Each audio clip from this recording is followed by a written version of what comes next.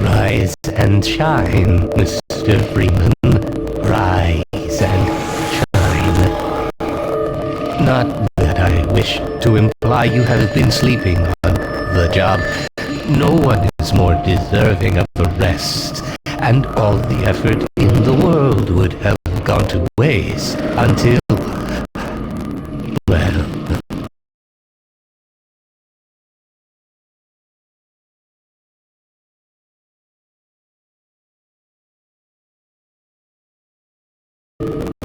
the right man in the wrong place can make all the difference in the world. So wake up, Mr. Freeman. Wake up and smell the ashes.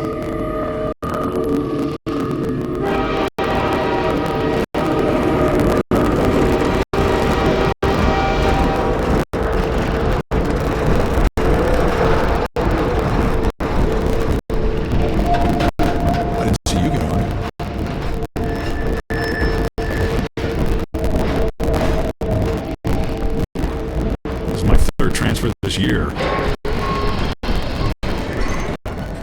I'm Gabe Newell, and welcome back to Half-Life 2.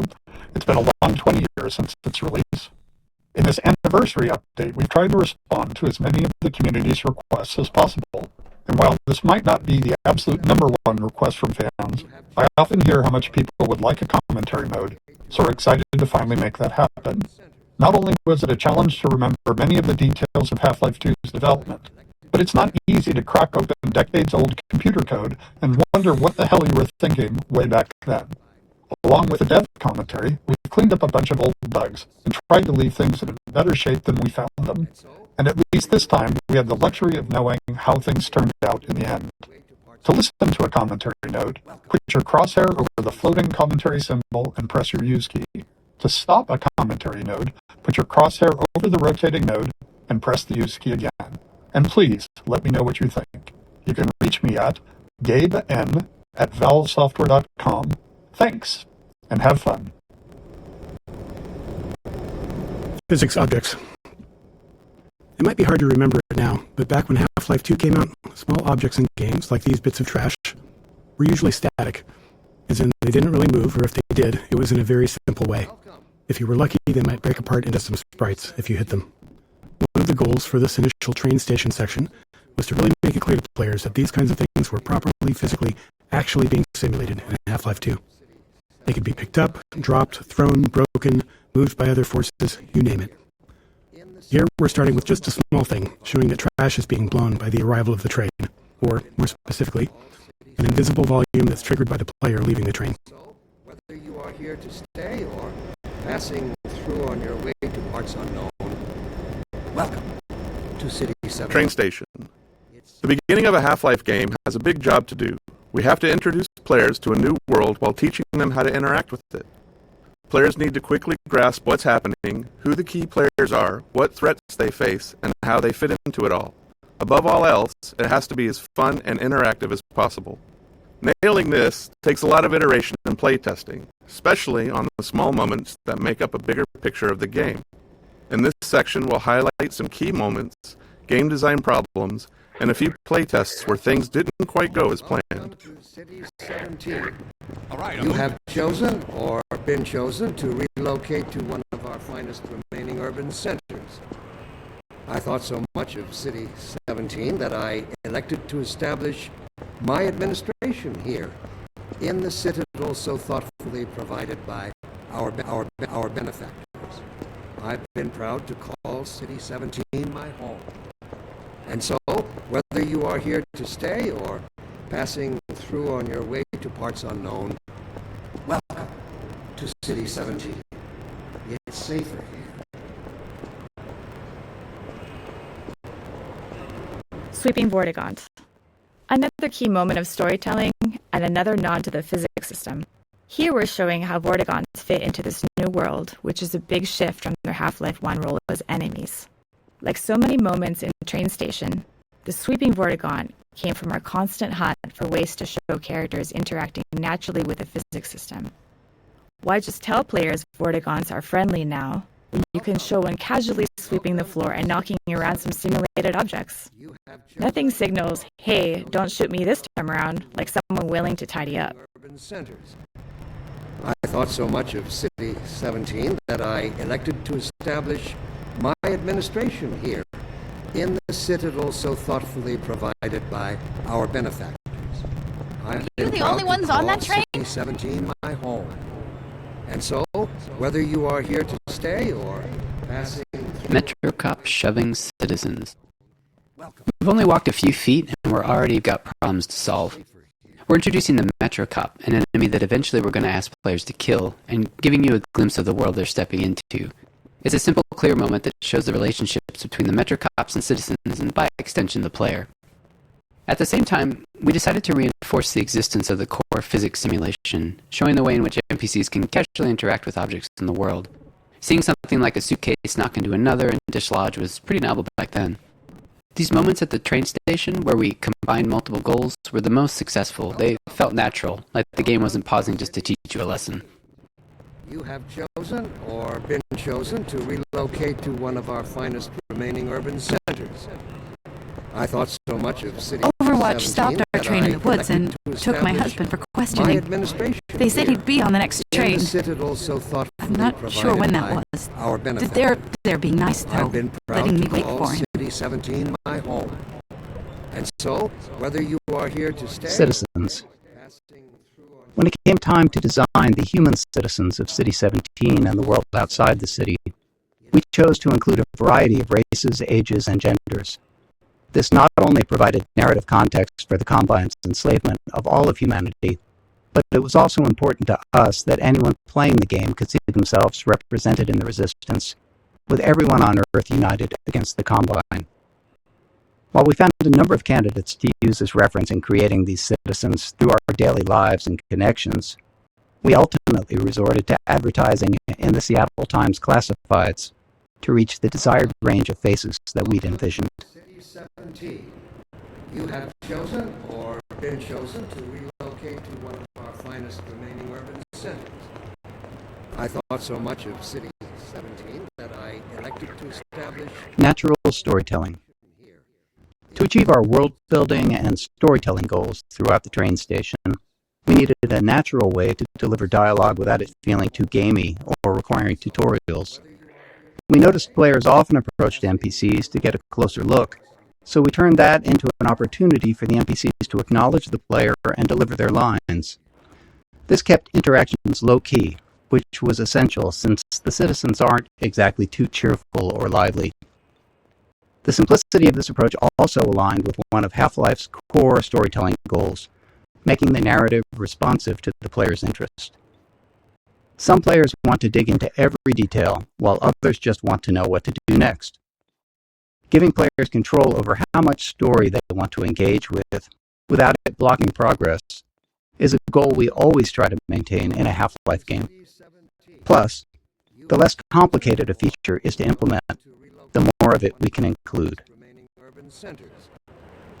I thought so much of City 17 that I elected to establish Don't drink the water. They put something in it to make you forget. I don't even remember how I got here. our benefit. I've been proud to call City 17 my home. And so, whether you are here to stay or passing through on your way to I see they took your suitcase too. They can't get away with this much longer. to City 17. It's safer here.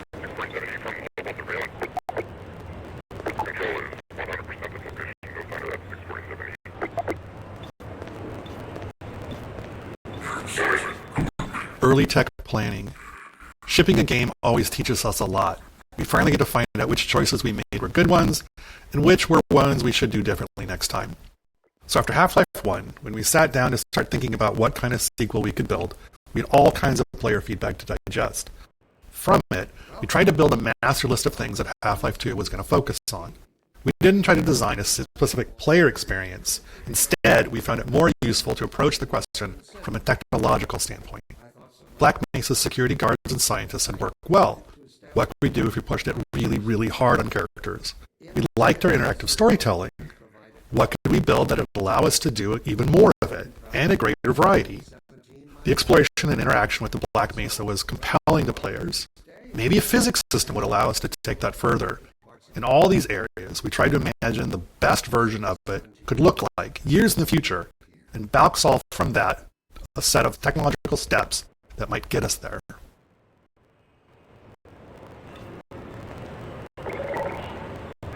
Storytelling.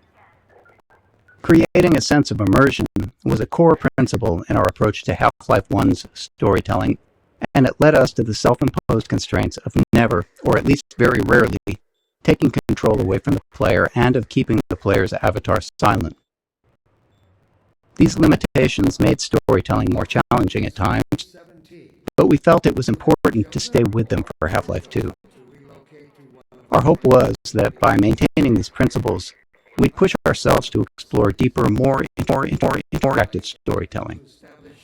My administration here, in the city so thoughtfully provided by our benefactors. I've been proud to call City 17 my home. So, whether you are here standing, passing through on your way to parts unknown, City 17, it's safe.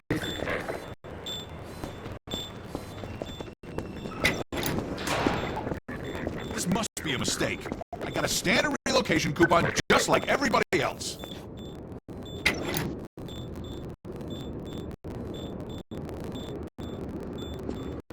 Characters.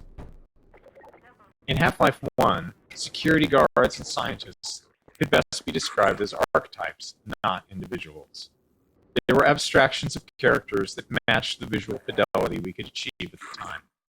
But as our technology improved with Half-Life 2, we saw an opportunity to move beyond abstractions. The increased visual fidelity of the character models, combined with improvements in animation, made us believe we could focus on creating individual characters, people you would actually care about. We allowed ourselves to write real dialogue and have characters deliver it in a way that felt realistic enough for players to not think about them as pawns in a video game, and hopefully propel our narrative forward. In 2001, a couple of years into development, we were energized by Japan Studios' Eco. Directed by an animator, it blew us away with its reliance on characters as the key connection to the player, giving us the courage to keep pushing forward. Middle of a critical test. Sorry, Doc, but look who's here. Great Scott! Gordon Freeman! I expected more warning. Yeah, you and me both, Doc. He was about to board the express to Nova Prospect. Well, Barney, what do you intend? I'm thinking. Alyx is around here somewhere. She would have a better idea how to get him here. Oh, as long as he stays away from checkpoints, we should be okay. Listen, I gotta go, Doc. We're taking enough chances as it is. Very well. And, Gordon, good to see you. Okay, Gordon. You're gonna have to make your own way to Dr. Kleiner's lab. Oh, man, that's what I was afraid of. Get in here, Gordon, before you blow my cover. Pile up some stuff to get through that window and keep going till you're in the plaza. I'll meet up with you later. Blocking tutorials. At times, we need to be certain the player has learned something, and the standard method, at least in game development, not in life, is to trap them behind a gate of some kind, where the player must demonstrate their knowledge to be able to continue. We try to disguise these gates as something natural, so it doesn't feel like the game has come to a halt. Of course, time, resources, or the environmental context itself can make that tricky. In this case, we needed to teach the players how to move objects, so a simple stacking puzzle seemed like the best solution. We tested more complex designs, but they ended up being less effective at teaching the actual thing we needed the player to learn.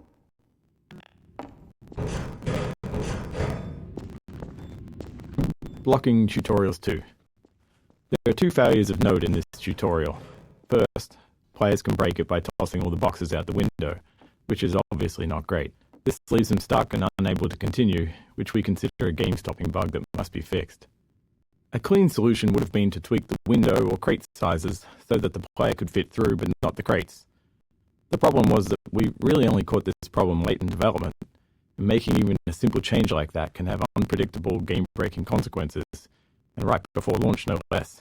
Also, this issue was purely theoretical. We'd never actually seen players do it. Our playtests of the design space had gone smoothly, with players learning what they needed and moving on. So changing the room's design this late in the game could have disrupted that success in ways that we couldn't foresee, so we opted for a more conservative fix rather than something elegant. If you're curious, try tossing all the boxes out the window and see what happens.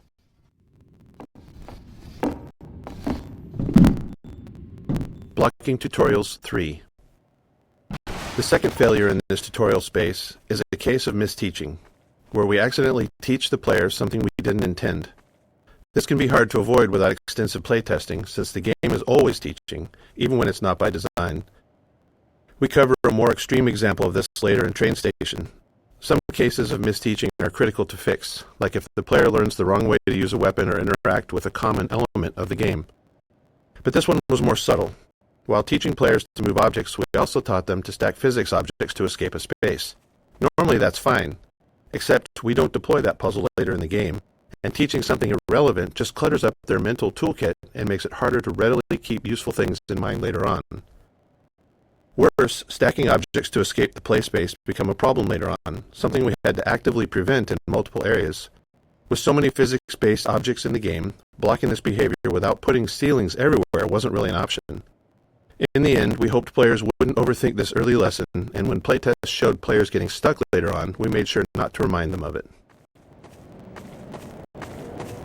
Fall damage. Teaching players how to do things is an essential thing for the game to do, but for them to make confident decisions,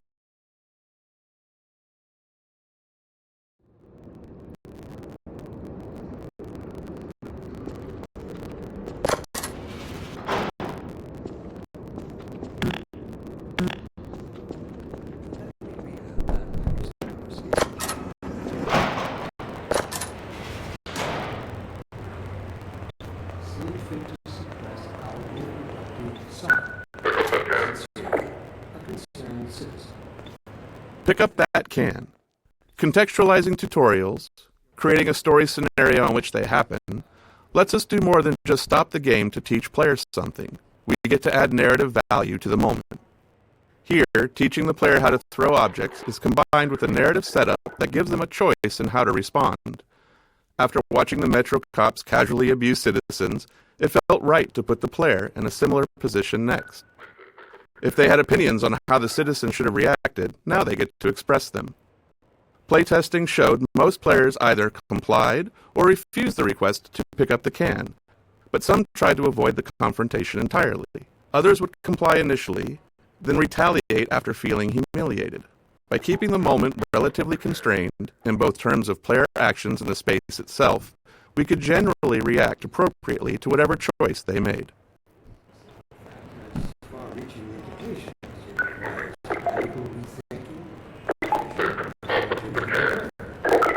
It also requires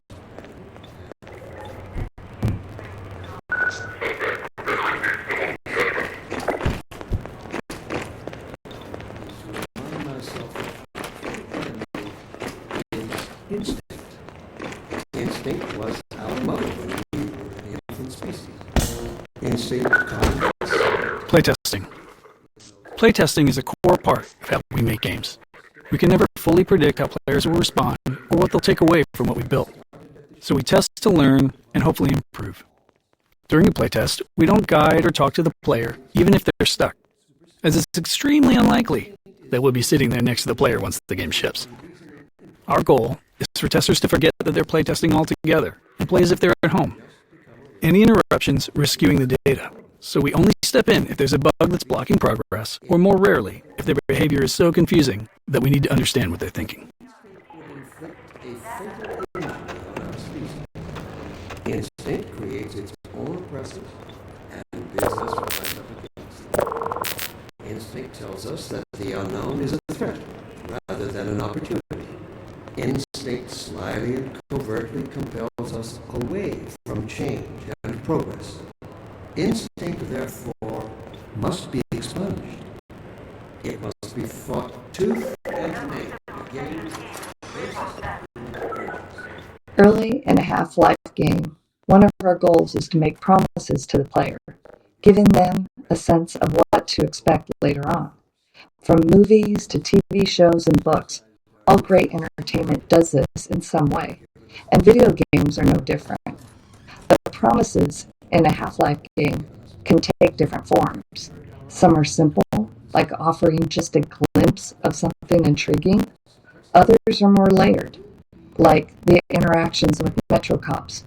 By putting the player in a powerless position against them, we set the stage for that future moment when they can finally get to retaliate. The Citadel. We wanted the player's first view of City 17 to highlight the Citadel and its dominance over the city, representing the Combine's complete and total power over humanity. It also needed to serve as a clear goal, Even at the start, you can see where your journey ends. But despite its massive size, playtesters often missed it. A player's sense of depth and scale can be tricky on a computer monitor. If you've played any games in VR, you'll likely have noticed that scale feels more natural. Anyway, in this case, the Citadel's position above the player didn't help things either, which may be because FPS games train players to focus straight ahead or down at their feet. To improve the chances of players taking in the Citadel, we added birds flying towards the structure. A subtle trick we found helps guide the player's view. Fit to suppress our reproductive cycle. Sincerely, a concerned citizen. Thank you for writing your concern. Of course, your question touches on one of the basic biological impulses, and all its associated hopes and fears for the future of the species. I also detect some unspoken questions. Do our exploration.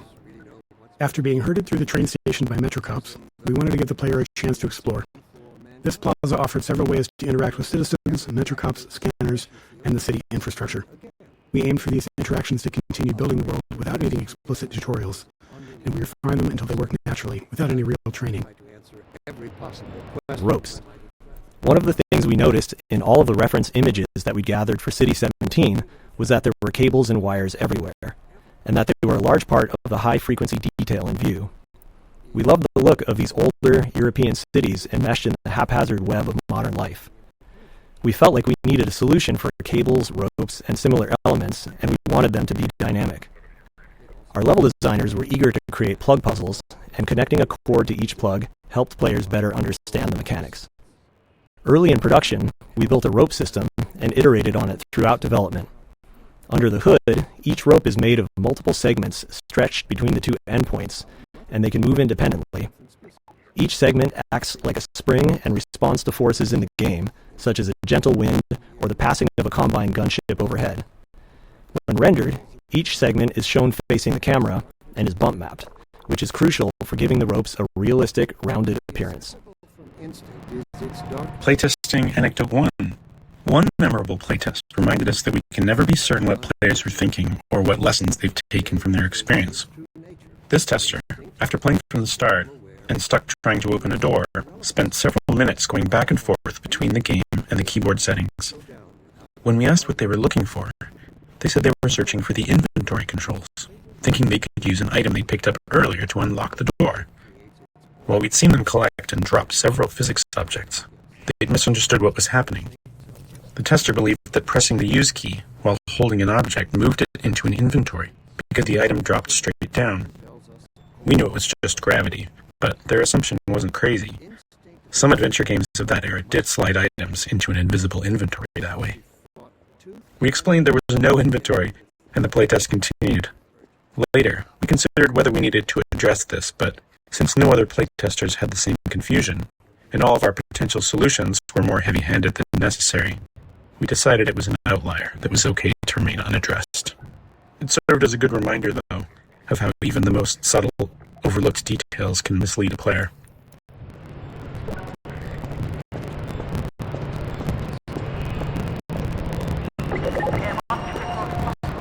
Strider. This simple moment is a promise that you'll encounter this enormous thing later in the game. Even an uncomplicated scene such as this really does require a lot of playtesting and iteration because of Half-Life's goal of not taking control away from the player. As you can imagine, it takes a lot of small tweaks to ensure that as many players as possible are looking at the right place at the right time here. The street layout and the Metrocop scene are all set to guide the player's gaze, perfectly framing the Strider when it appears.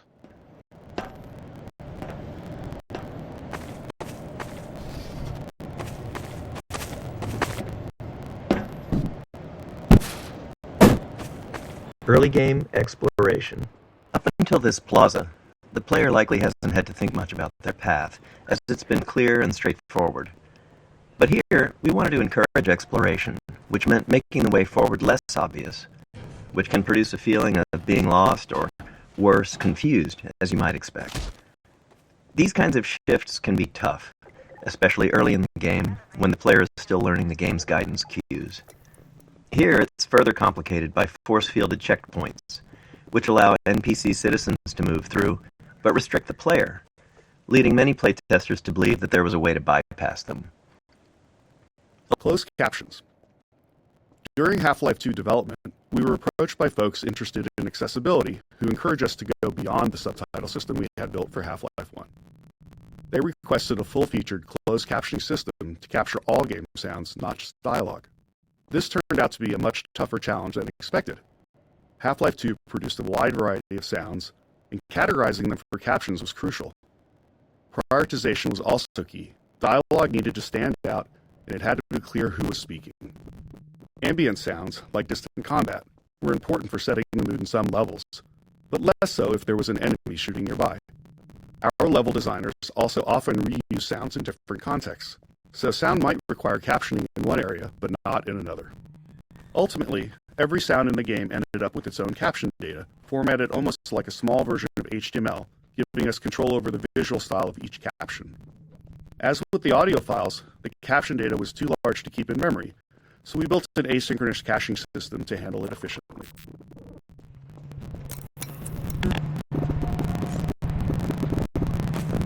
Physics Simulation 2. Areas where game design or other constraints impacted the physical simulation often required extra tuning to keep the simulation from blowing up. As an example, early on we experimented with increasing the simulation on the player entity, which is to say, make player movement much more a part of the physical simulation of the world. We knew this might make movement feel less precise, but hoped it could lead to some novel experiences. However, after tuning the movement to match the less simulated version, we had a major problem.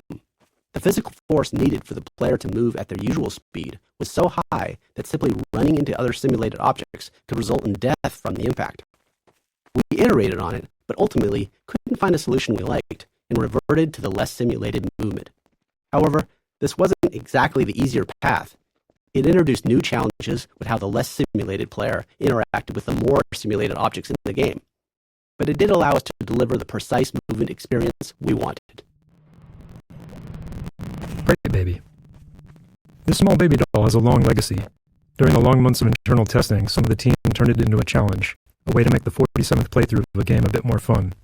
They placed the doll inside of a nearby blue crate and see how far they could carry it throughout the game. After Half-Life 2 launched, the community started carrying Crate Baby as well, adding their own stories and rules to the mix. A few years later, while working on Episode 2, this was the inspiration for the Little Rocket Man achievement, where players had to carry a garden gnome dubbed Gnome Chomsky throughout the entire episode. Chomsky even made a comeback for Left 4 Dead 2 in the Garden Gnome achievement, where players had to carry him through the Dark Carnival campaign. These kind of interactions with players are some of the most rewarding parts of game development.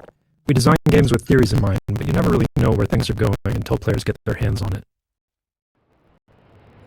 Physics simulation. Even though we began Half-Life 2 with a functional third-party physics simulation, it still took us years of additional work both on the simulation itself and its integration into the game until we felt like we could meet our designers' ambitions. Maintaining a shippable level of quality and performance was something we knew would be a challenge along the way, but the more subtle issue was actually figuring out what to simulate and to what extent. We can't simulate everything, and even if we could, there are game design reasons why the experience is better when we don't. In many cases, we deliberately bend the simulation to improve the player's experience. These adjustments usually go unnoticed because they align with player intentions. For example, we disable collisions between the player and large objects to let them turn in narrow spaces. Or we tweak the Combine rifle's alternate fire to gently guide the Combine bolts toward enemies, making it more effective. Playground. When we discussed ways to highlight our physics simulation around the city environment, the playground felt like the natural fit. And for players paying attention to Dr. Breen, it's also a reminder of the cost of humanity's surrender to the Combine. We physics potential and began tuning them. Even with the advanced physics simulation we had at the time,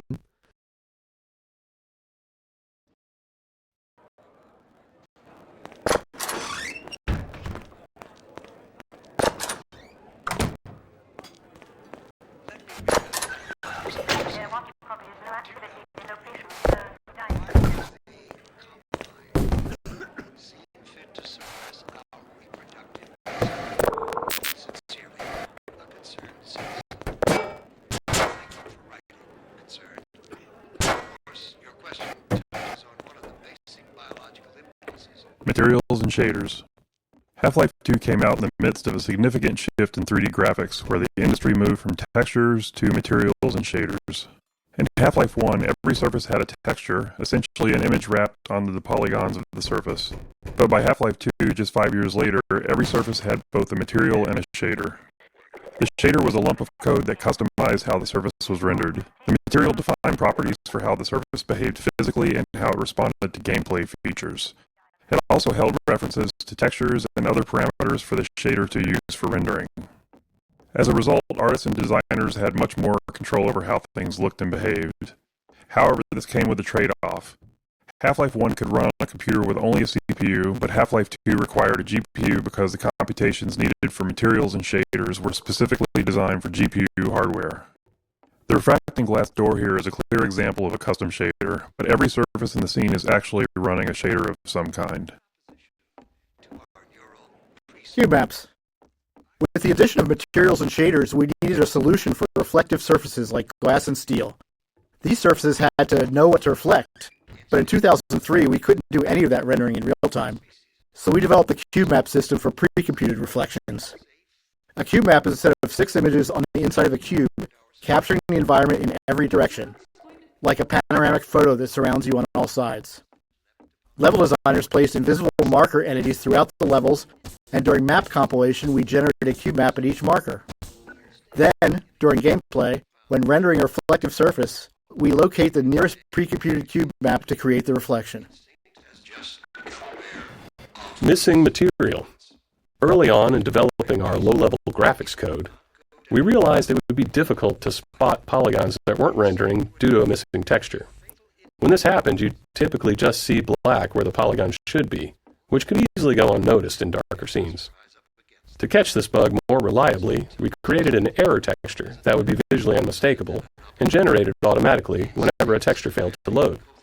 This gave rise to the now iconic purple and black checkerboard texture, which has since taken on a life of its own well beyond Half-Life 2.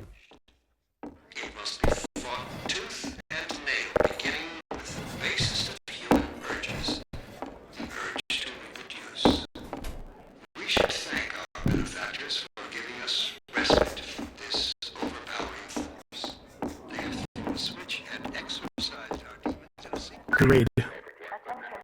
The section ahead, where the Metro cops raid the apartment while the player is inside, took a lot of iteration to get right. Generally, we designed Half-Life to let players set their own pace, since people move through the game in a variety of ways. Some players run, ignoring anything that doesn't seem like a threat, while others methodically poke at everything. So, whenever we need to force a specific pace, it's always a challenge to ensure players perceive that pace and naturally play along. Since this is the first time we do this, we had to put in a lot of work to make it clear to the player that they needed to move quickly, and there's no time for exploration here. The Raid 2. In addition to making sure the player felt the pressure to move forward, we had to ensure the raid itself was foolproof. There couldn't be any way for the player to avoid it or double back past the Metro cop. The real challenge wasn't that players would try to break the scene, but that many would panic and run in random directions once they realized they were under threat for the first time. This moment requires a delicate balance. We wanted a heart-pounding escape, the sense of real danger.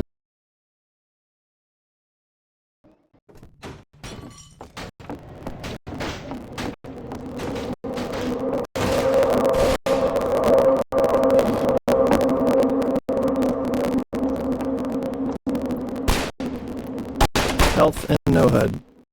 The rooftop chase sequence posed a unique design challenge. We didn't want it to be a true gameplay obstacle, and our best case was for players to make it through on their first try. But we still wanted to create the sense of real danger, where players felt legitimately threatened if they didn't keep moving. The challenge was that without the HEV suit, players don't technically have a heads-up display or HUD, which means no way to show damage or remaining health. After some experimenting, we created a special health system for this section, using a red glow around the screen to indicate damage. Players reacted as we hoped, taking it as a sign to keep moving, and the chase unfolded as intended. To top it off, we made health regenerate quickly so the glow wouldn't linger, reinforcing to players that running was indeed the right choice, and ensuring players weren't taken down by a stray bullet at the end just because they dawdled or hesitated earlier on.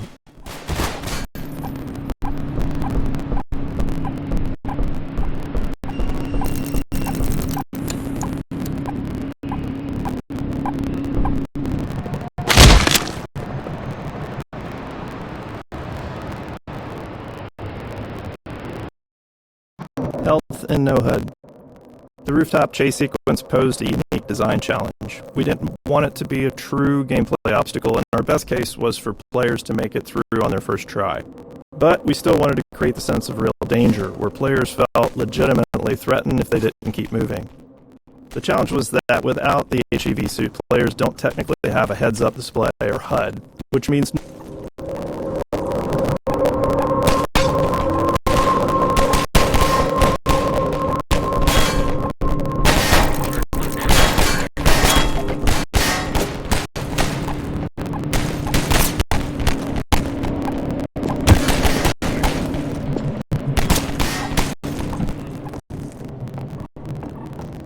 Playtesting anecdote 2. In the upcoming section, we needed the player to be knocked down so Alyx could save them. With limited time and resources, we simplified the encounter as much as possible, reusing existing systems and letting it play out like a normal combat sequence, with a custom event triggered when the player died. After a few playtests to fine-tune the timing, we moved on. But as we got close to shipping, we encountered a problem with a playtester who quick-saved constantly and immediately hit quick-load whenever they thought they'd failed. When a Metro cop hit them, they quick-loaded before Alyx could step in, repeating this more than 10 times before we asked them to stop. Dr. Freeman. At this stage of development, in the final bug-fixing phase, we had to limit ourselves to fixing only game-breaking issues, since even small changes could risk breaking something more important. Knowing this was a rare edge case, because most players had no trouble, we made a few conservative changes. We shortened the delay between the knockdown and Alyx's first line, and changed the fade-out color to white instead of black, which wasn't ultimately that useful since players hadn't died enough yet to associate black with death. We considered disabling quick load for the few seconds that the scene plays out, but we were worried that could introduce a bug where quick load became disabled permanently.